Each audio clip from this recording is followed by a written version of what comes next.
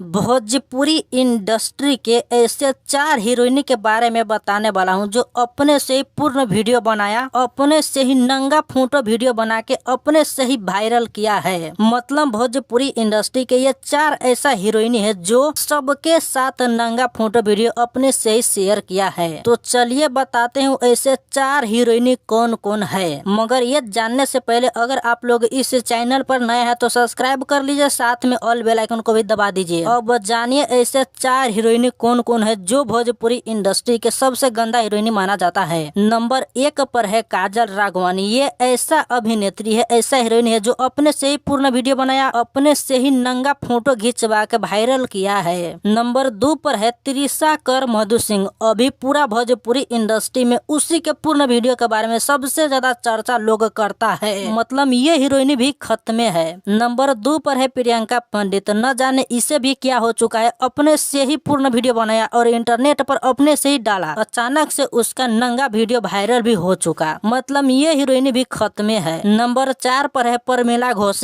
इसका भी एक नंगा तस्वीर वायरल हुआ है। लाइव आके प्रमिला घोष बताया कि ये फोटो एडिटिंग किया है। कुछ लोग कहता है कि ये सच है। अब सच क्या है आप पता लगा सकते हैं, मगर हाँ वायरल ये भी हुआ है, प्रमिला घोष भी वायरल हुआ है। अभी भोजपुरी के यही 4 हीरोइन है जो सबसे ज्यादा वायरल हुआ है।